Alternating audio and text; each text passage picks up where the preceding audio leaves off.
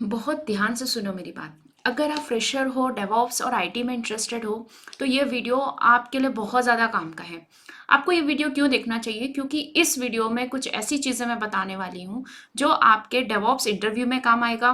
DevOps में अगर आप फ्रेशर हैं, जॉब कर रहे हैं, तो ओवरऑल वर्क कल्चर को समझने में काम आएगा। इंटरव्यूज क्रैक नहीं हो रहे हैं तो उस चीज़ को समझने में काम आएगा।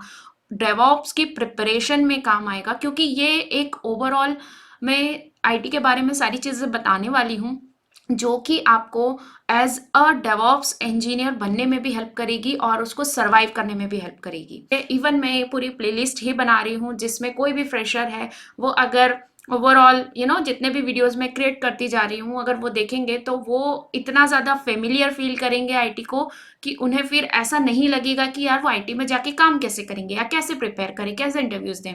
तो सारी चीज़ें होने वाली है, बहुत मज़ा आने वाला है and I hope you are enjoying the videos. So चलिए शुरू करते हैं।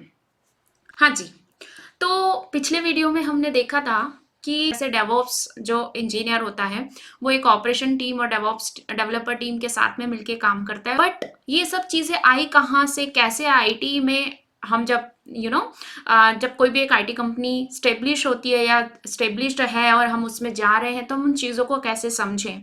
तो चलिए देखते हैं।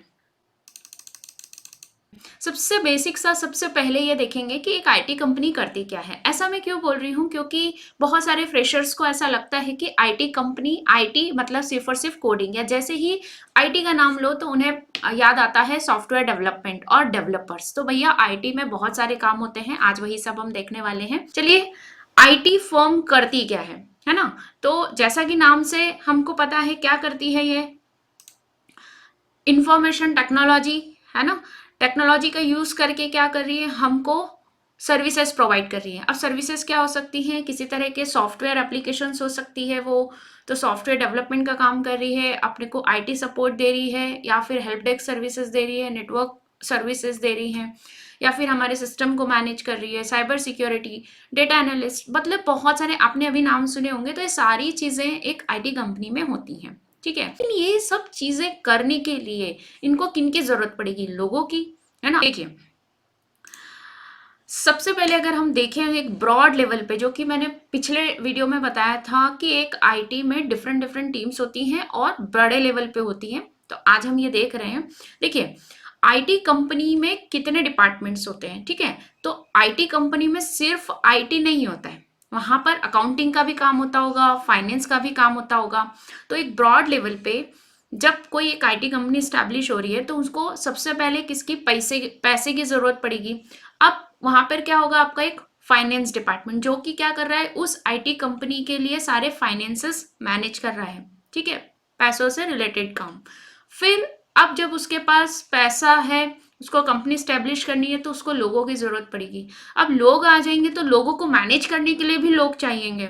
तो दैट इज ह्यूमन रिसोर्स, जो कि क्या कर रहे हैं, हमारी जो एचआर टीम होती है उनका काम क्या होता है, जितने भी एम्प्लॉयज हैं उनको मैनेज करना, ठीक है। तो ह्यूमन रिसोर्स, इसमें भी अलग अलग डिपार्टमेंट होते हैं। तो फाइनेंस, फिर ह्यूमन रिसोर्स, है ना? मतलब पैसा आ गया, फिर उन्होंने क्या कर दिया, टीम रख ली, तो टीम को मैनेज करने के लिए फिर एक ह्यूमन रिसोर्स डिपार्टमेंट हो गया, ठीक है।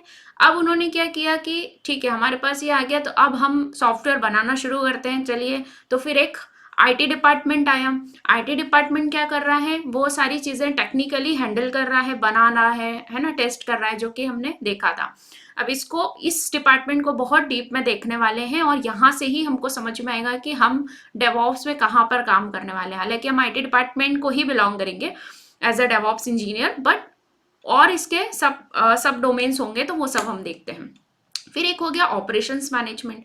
इसमें क्या होगा कि जो ऑनगोइंग कंपनीज के ऑनगोइंग जो भी चीजें हैं, प्रोसेसेस हैं, ठीक है, सॉफ्टवेयर से रिलेटेड भी, नॉन टेक्निकल, टेक्निकल, सारी ही चीजें, तो ये ऑपरेशंस मैनेजमेंट करके एक डिपार्टमेंट हो गया, ठीक है। वो ऑनगोइंग चीजों को सबको मैनेज करता है, ठीक है। तो यहाँ पे सारी प्लानिंग वगैरह एग्जीक्यूशन सब होता है, लेकिन ये सारा मेंटेनेंस के काम कर रहे हैं। नेक्स्ट है कि भैया आपके पास जो है आपके पास पैसा आया, फिर आपने एक टीम रख ली, फिर आपने सॉफ्टवेयर बना दिया और उसको उसकी प्रोसेसेस को भी हैंडल कर लिया। अब उसको क्या करना है, हमको मार्केट करना है और सेल करना है। तो कौन सी टीम आई, सेल्स एंड मार्केटिंग।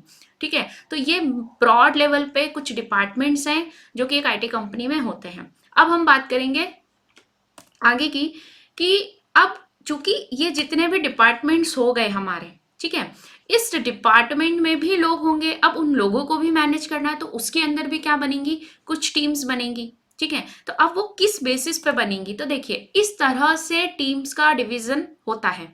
देखेंगे ये बहुत ज़्यादा इम्पॉर्टेंट है ये समझना, क्योंकि जो डेवऑप्स का रोल है वो यहाँ पर बिलोंग करता है, और क्यों करता है वो भी हम अभी समझेंगे, और क्यों डेवऑप्स एक टीम नहीं है ये भी हम समझेंगे। तो देखेंगे ये होती है फंक्शनल टीम।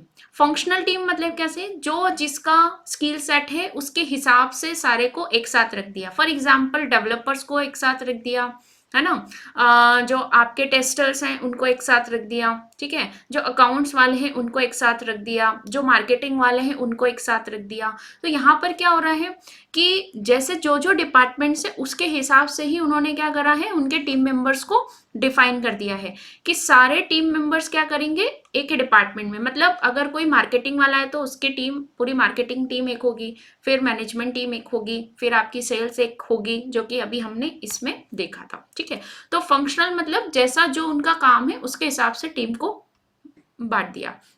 अब यहाँ पर क्या हुआ, क्रॉस फंक्शन। इसमें क्या हो रहा है कि वो यहाँ पर स्किल सेट के हिसाब से साथ में थे, फंक्शन में क्या हो रहा था, स्किल सेट के हिसाब से साथ में थे। यहाँ पर क्या हो रहा है, क्रॉस फंक्शनल टीम में क्या कर रहे हैं, वो बोल रहे हैं कि एक दो बंदे मुझे डेवलपर चाहिए, दो मुझे टेस्टर चाहिए, दो मुझे ऑपरेशंस वाले चाहिए, मॉनिटरिंग वाले चाहिए, और इधर से एक दो मुझे प्रोडक्ट सपोर्ट वाले चाहिए, फिर मुझे एक यूआई यूएक्स वाला चाहिए, डिजाइनर चाहिए। ऐसे करके उन्होंने क्या करा, अलग अलग जितने भी डिपार्टमेंट्स हैं उनमें से कुछ कुछ लोगों को लेके एक टीम बना दी, क्योंकि उनका कॉमन एक प्रोजेक्ट चल रहा है। तो वो ये चाह रहे हैं कि टीम इधर उधर ना होते हुए एक कॉमन टीम बन के एक पर्टिकुलर प्रोजेक्ट पे काम करे, जिनका गोल सिर्फ और सिर्फ एक ही हो। अब इससे फायदा क्या होगा कि जिससे जिससे रिलेटेड काम है उस प्रोजेक्ट में सारे काम रहेंगे, तो उस प्रोजेक्ट में जो भी इश्यूज आएंगे देन एंड देयर रिजॉल्व होंगे, देन एंड देयर काम होगा। ठीक है, तो स्पीड बढ़ जाएगी, कोलैबोरेशन बढ़ जाएगा। अभी देखिए, तो इसको क्या करा हमने, क्रॉस फंक्शनल, जिसमें अलग अलग स्किल सेट्स के लोग एक साथ आए, क्योंकि उन्होंने एक कॉमन गोल पर, कॉमन ऑब्जेक्टिव पे काम कर रहे हैं। ठीक है, तो मतलब क्या हो रहे हैं, डिफरेंट फंक्शनल स्किल्स है उनके पास, लेकिन ऑब्जेक्टिव उनका हो गया सेम। ठीक है, इसीलिए यहाँ पे डेवऑप्स से थोड़ा सा और क्लियर हो जाएगा। नेक्स्ट हो गया आपका सेल्फ मैनेज टीम। यहाँ पर क्या होता है ना, ज्यादा कुछ हायरार्की फॉलो नहीं होती है, डिपार्टमेंटल वाइज कुछ नहीं रहता है। जनरली ये स्टार्टअप में कुछ इसी तरह का होता है कि यहाँ पर क्या होता है, सॉरी इसको मैं हटा देती हूँ। हाँ, तो यहाँ पर क्या होता है कि यहाँ पर आप देखेंगे तो यहाँ पर क्या बोल रहा है वो, group of employees who work collaboratively. मतलब सेल्फ मैनेज्ड में क्या होगा कि सब लोग अपने अपने तरीके से ही काम करते रहेंगे। ठीक है, मतलब ज्यादा कुछ वो नहीं रहेगा ना, 8-10 लोग हैं वो मिलके सारा काम कर रहे हैं। स्टार्टअप में जनरली यही होता है, और इसीलिए काफी सारा लोड होता है स्टार्टअप्स में। फिर होता है टीम ऑफ टीम्स, इसमें भी वही है, यहाँ पे भी डेवऑप्स बिलोंग कर सकते हैं। देखिए टीम्स ऑफ टीम मतलब क्या करा, 3-4 टीम्स लिए, डेवलपमेंट टीम, ऑपरेशंस टीम, और उनको मिला दिया, और ये पूरी बन गई आपकी एक डेवऑप्स टीम। ठीक है, यहाँ पर भी क्या कर रहे हैं हम लोग, डिफरेंट डिफरेंट डिपार्टमेंट को मिलाकर एक टीम बना रहे हैं। वर्चुअल टीम, जैसा आपको पता है कि रिमोट वर्क जब हमको मिलता है, तो हम अगर रिमोटली असाइन होते हैं, वर्चुअली हम लोग बाहर से काम कर कर दे रहे हैं, तो हम एक वर्चुअल टीम में होंगे। डेफिनेटली हम किसी टीम का हिस्सा होंगे, मे बी हम डेवलपर हैं, मे बी हम टेस्टर हैं, बट हम क्या हैं, वर्चुअल टीम का हिस्सा है, क्योंकि हम फिजिकली वहां पे प्रेजेंट नहीं है। इसको थोड़ा सा और देखेंगे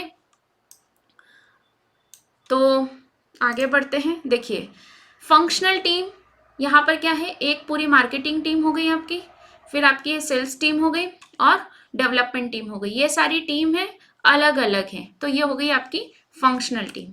फिर क्या हुआ, यहाँ पर क्रॉस फंक्शनल, मतलब इन्होंने कैसी टीम बनी, ये डेवलपर वाले ले लिए, सेल्स वाले ले लिए, मार्केटिंग वाले ले लिए, और इनके बीच में एक कॉमन प्रोजेक्ट है, सब मिलके एक ही प्रोजेक्ट पे काम कर रहे हैं। तो ये हो गई इनकी क्रॉस फंक्शनल टीम।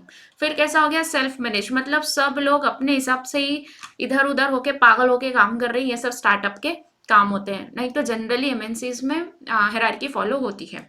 ठीक है, फिर उसके बाद में जैसा हमने बताया था, है ना, तो इसको मैट्रिक्स टीम भी बोलते हैं, या फिर दूसरा नाम क्या था आप कमेंट सेक्शन में बताना।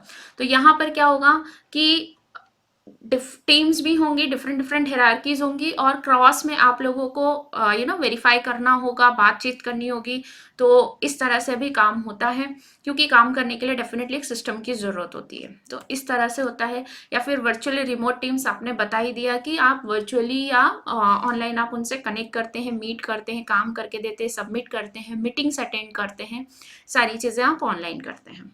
ठीक है, अब हम देखेंगे, ये भी बहुत बहुत इंपॉर्टेंट है कि हमने देख लिया कि एक आईटी में ब्रॉड लेवल पे कौन कौन से डिपार्टमेंट्स होते हैं, उस इंडिविजुअल डिपार्टमेंट्स में किस तरह से टीम डिसाइड हो सकती है, या तो फंक्शन के हिसाब से कर सकें, क्रॉस फंक्शनल टीम बना दे प्रोजेक्ट के हिसाब से, सेल्फ मैनेज कर दे, वर्चुअल टीम हायर कर लें, कैसे भी वो लोग करते हैं। ठीक है, अब क्या है कि अब हम देखेंगे कि कंपनी में कौन कौन से पोस्ट होते हैं, क्योंकि क्या होगा, इसका यूज़ कहाँ पर होगा, जब आप कम्युनिकेशन करेंगे, मेल के थ्रू कम्युनिकेशन करेंगे, आपका टीम्स या फिर जूम पे किसी पे भी आपका कम्युनिकेशन होगा, तो वहाँ पर आपको हायरार्की के हिसाब से देखना होगा, उस तरह से रिप्लाई करना होगा। पाइपलाइन में काफ़ी सारे लोग होंगे, तो अप्रूवल वगैरह लेना पड़ेगा। तो जब हम डेवऑप्स सीखते हैं तो हमको क्रॉस फंक्शनल टीम में भी काम करना है, सेल्फ मैनेज्ड भी होना है। ठीक है, और हमको बहुत सारे टूल्स का भी यूज करना है। अब इसमें क्या होगा कि ये हायरार्की जब तक हमको अब इसमें क्या होगा कि हम अगर ये हायरार्की समझेंगे तो हम उस हिसाब से उस इशू को देख पाएंगे कि यार इस मेल चेन में कौन कौन से लोग हैं और किस तरह से हमको काम करना है। कई बार क्या होगा, मेल चेन एक इंडिविजुअल टीम के बीच में चलेगा, कुछ हायर अथॉरिटीज के बीच में चलेगा, कहीं पे आप डेवऑप्स का कुछ काम कर रहे हैं वो कहीं और अप्रूवल के लिए जाएगा। तो आपको हायरार्की समझनी आनी चाहिए। ठीक है, तो देखेंगे यहाँ पर क्या बता रहे हैं कि सबसे पहले आपका ये होता है बोर्ड ऑफ डायरेक्टर्स और ऑनर्स होते हैं। ठीक है, मतलब जिनकी कंपनी होती है। फिर सीईओ होते हैं, ये सब समझना जरूरी है, मेल चेन में काम आता है। फिर सी स्यूट्स वाले एग्जीक्यूटिव्स होते हैं, सीएफओ, सीटीओ, ये सब आते हैं इसमें। फिर वीपीज होते हैं, हर एक डिपार्टमेंट में होते हैं। फिर उनके अंडर में डायरेक्टर्स होते हैं, फिर उनके अंडर में मैनेजर्स होते हैं। फिर मैनेजर्स क्या करते हैं, उनके पास में कुछ टीम्स होती हैं। ठीक है, हर एक टीम का एक टीम लीड कर दे, जैसे क्लास में मॉनिटर बनता है ना, उसी तरह से टीम में क्या कर दिया, टीम लीड्स बना दिया। ठीक है, टीम लीडर्स बना दिया। फिर उसके अंदर में क्या हो जाते हैं, कुछ सीनियर इंजीनियर्स होते हैं, सीनियर डेवलपर्स होते हैं, सीनियर टेस्टर्स होते हैं, और मिड लेवल टेस्टर्स होते हैं। तो सारे ये इंजीनियर्स हो गए, है ना, डेवऑप्स इंजीनियर भी हम यहीं पे काम करते हैं। एनालिस्ट हो गए जो कि डेटा या उन चीज़ों को एनालाइज करके आगे की चीज़ों को बताते हैं।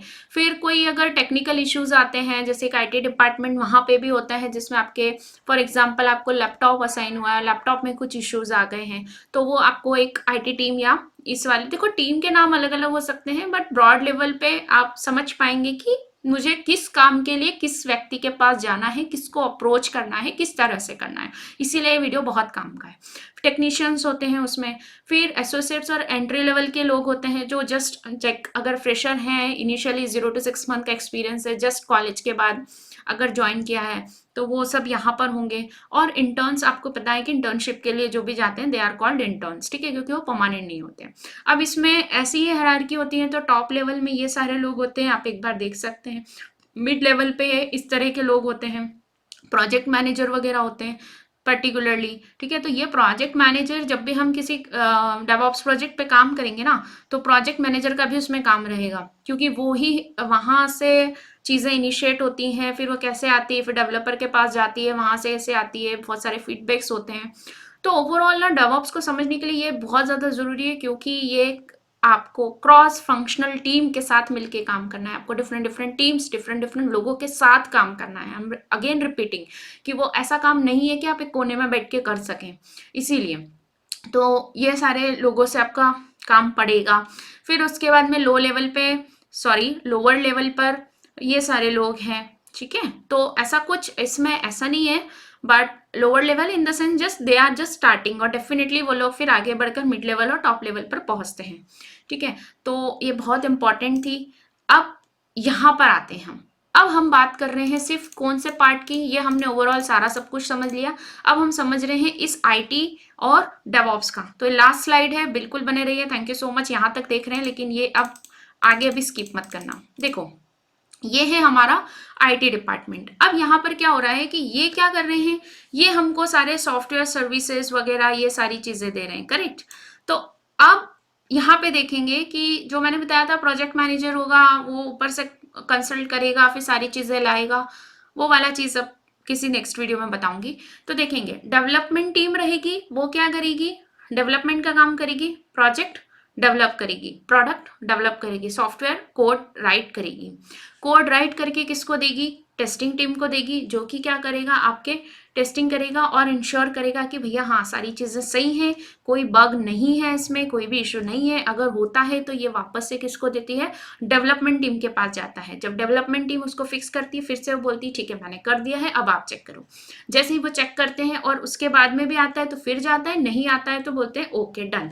अब वो फिक्स हो गया। वो फिक्स होने के बाद में जब एक चंक बन जाता है, एक एग्जीक्यूटेबल चीजें बन जाती हैं, तो वो जाती हैं हमारे ऑपरेशंस टीम के पास। अब ऑपरेशंस टीम, जैसा आपको याद होगा बताया था, सर्वर मैनेज करता है, नेटवर्क ये सब मैनेज करते हैं। तो अब इसमें भी क्या होता है, कहीं कहीं पे एक ही ऑपरेशन टीम होगी जो सारी चीजें करेंगी। लाइक उसमें भी अलग अलग लोग होंगे, कोई सर्वर्स देखेगा, कोई नेटवर्क देखेगा, कोई क्या, और बड़ी जगह पे क्या करते हैं वो उसका भी पार्टीशन कर देते हैं कि नेटवर्क टीम अलग हो गई, स्टोरेज अलग हो गया, डेटाबेस वाला टीम अलग हो गया, सिक्योरिटी वाला अलग हो गया, ऑपरेशंस वाला अलग हो गया।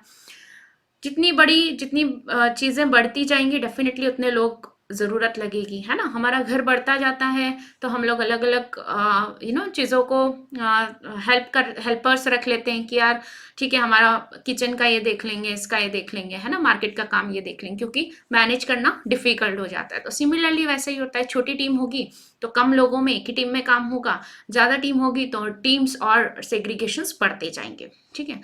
तो ऑपरेशंस टीम हो गया, फिर नेटवर्क टीम, सिक्योरिटी, डेटाबेस और सपोर्ट, ये सब हम डिस्कस कर चुके। अब यहाँ पर है डेवऑप्स।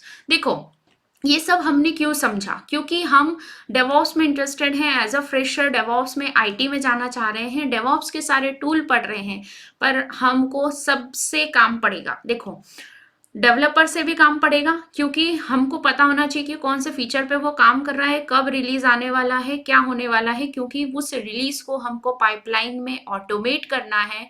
जब हम ऐसी पाइपलाइन बना देते हैं जिसमें डेवलपर जैसे ही कोड करता है तो वो क्या होता है, पुश होता है, वहां से क्या होती है, टेस्टिंग होती है, टेस्टिंग होने के बाद उसका फीडबैक जाता है। आपने सारी चीजें सुनी होंगी। तो ये सारी चीजें पहले मैन्युअली होती थी, अब उसी को हमने क्या कर दिया कि हमने किसी पाइपलाइन बना दी कि जैसे ही वो कोड देगा तो भैया हमारी पाइपलाइन में जाएगा, फीडबैक इनको भी जाएगा, इनको भी जाएगा। अगर इसमें कोई इशू होगा तो ये ठीक करेंगे, इसमें कोई इशू होगा तो ये ठीक करेंगे, नहीं होगा तो ये ऑपरेशन टीम का जो काम था सर्वर पर डिप्लॉय होने का वो हो जाएगा। उसके बाद अगर कोई इशू आता है तो इससे रिलेटेड है तो इनके पास, इससे रिलेटेड है तो इनके पास, इससे रिलेटेड है तो इनके पास, इस तरह से काम होगा। तो मतलब यहाँ पे ये कोई टीम अब वो बन गई है, डेवऑप्स एक टीम बन गई है, बट पर्टिकुलरली ये एक ओवरऑल सिस्टम है, एक कॉन्सेप्ट है, एक फिलोसॉफी है, जो क्या कर रही है, इस फ्लो को ऑटोमेट कर रही है, ठीक है। तो डेवऑप्स का बहुत ज्यादा इंपॉर्टेंट है कि वो सारी टीम के साथ मिलकर काम कर पाए और सबसे कोलैबोरेट कर पाए। इसीलिए आप देखेंगे कि डेवऑप्स के इंटरव्यू में, जेडी में ये लिखा होता है कि ability to work with the cross functional teams, है ना। तो आई होप कि ये वीडियो आपके लिए बहुत ज़्यादा हेल्पफुल होगा। If you like the video, if you get any value, definitely बहुत सारा वैल्यू मिला है तो please hit like and subscribe. और मैं डेफिनेटली ये वाली प्लेलिस्ट आपको रिकमेंड करूंगी, ये वाली प्लेलिस्ट देखो और आप फ्रेशर से एक कॉन्फिडेंट फ्रेशर बन पाओ। थैंक यू सो मच, मिलती हूँ आपसे अगले वीडियो में, तब तक के लिए बाय।